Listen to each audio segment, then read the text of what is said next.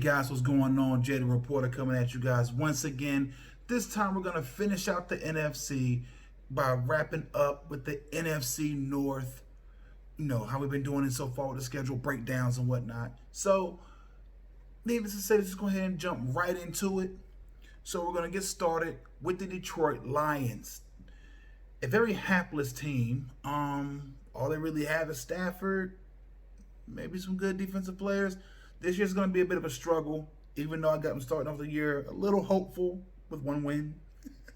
I know that's going to probably make a couple of my Detroit Lions fans that I know personally mad, but sorry guys, this team is not that good. And the schedule's really not conducive to the Lions actually being able to win games. So I got them starting off with a win against the Bears, because I think the Bears are just as bad. And then you have a loss to the Packers, a loss to the Cardinals, a loss to the Saints, then a bye week, then a win against the Jaguars. So you're starting off your year 2-3. Not the best start, definitely not the worst start, but it definitely gets a lot worse from there because they're basically catching losses in every other game they play except for one. So this is going to be a year where they sweep Chicago.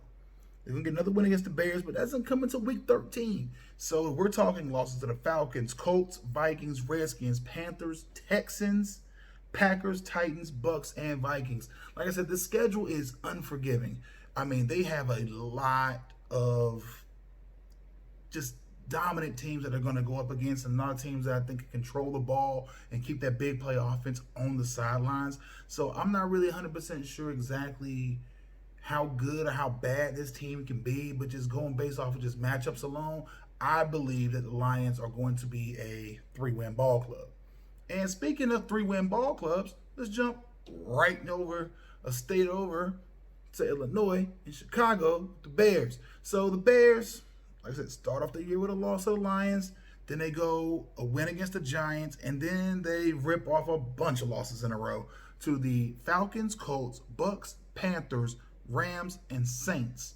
And then a shocking win against the Titans in week 9.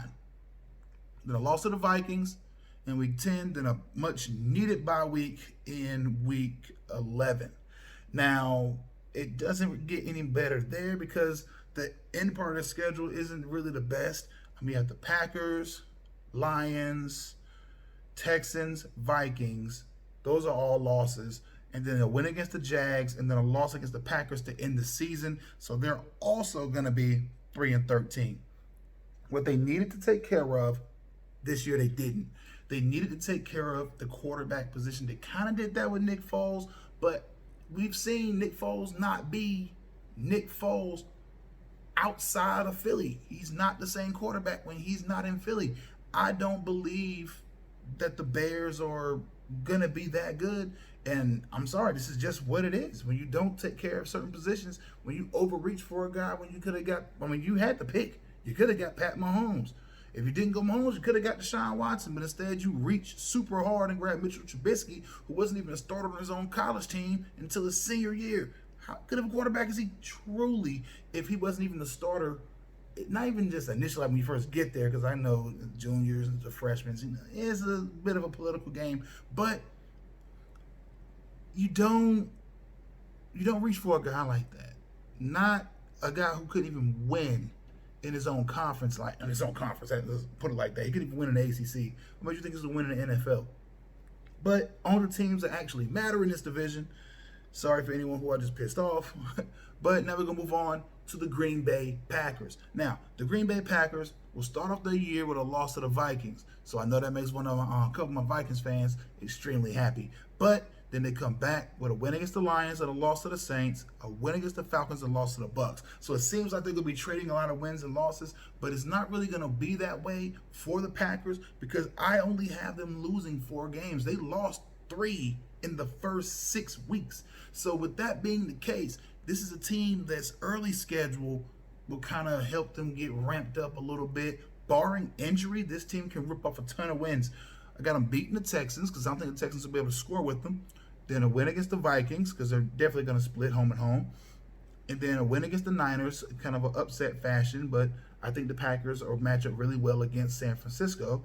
And then they have a bye week. Then a win against the Jags, win against the Colts, win against the Bears, win against the Eagles, Lions, and Panthers, and a loss to the Titans. The Titans are a very, very good ball club. I believe that team can win somewhere around 10 to 12 games this coming season. I mean, the division is basically theirs to lose, with the Texans pretty much selling away their offense. So we're going to see exactly how well that goes. We're going to cover that in another video. And then the Packers are also going to be wrapping up their season with a win over the Chicago Bears. Now, that puts them at 12-4. So, solid season. This is another year, another solid season. They're going to make their move. Now, the Vikings are probably the most talented team from top to bottom on both sides of the ball in all of the NFL. Doesn't mean they're the best team, but as far as, hey, you look at the team's whole roster, and you say, okay, you have to take a team's whole roster and say, yo, go out there and win a football game with that roster. Who do you take? I mean, you can either go offensively, you can go defensively, or you can go balanced. If you're going balanced, the Vikings are the way to go.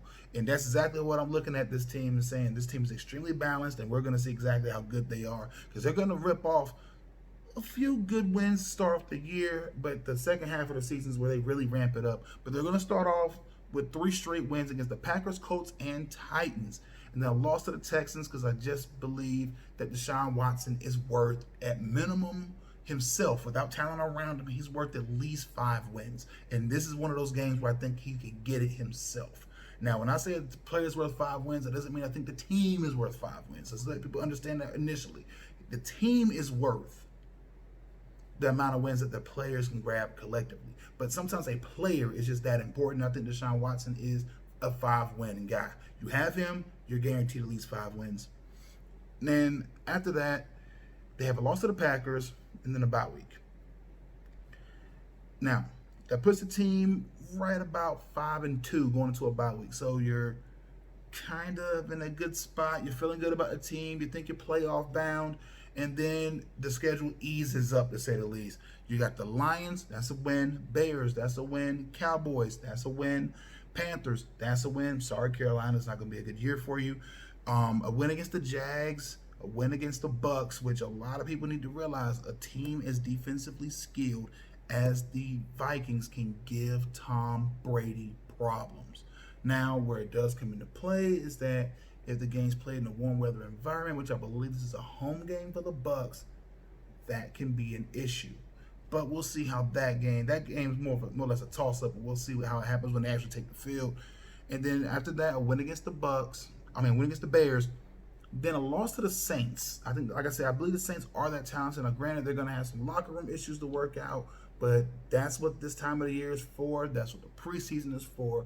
Give guys a chance to hash out their issues. Now, granted, the issues are a lot bigger, but I do believe that the Saints are a team full of grown men and can get past initial issues.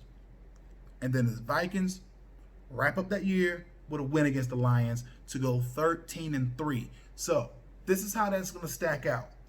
Vikings division winners 13-3, Packers 12-4, Bears and Lions straight basement 3-13 apiece. So it's literally a division of the haves and have-nots. But guys, let me know what you think that this division, how it's going to play out in the comment section below. Also, do not forget to like, share, comment, and subscribe to the channel. And also be looking forward to some other videos coming, because like I said, I'm doing the AFC and I'm going to do playoff standings, seedings, how it's all going to break down all the way to a Super Bowl. It's going to be a special video I do for you all. But like I said, let me know what you think in the comment section below. My name is Jay the Reporter, signing out. Peace.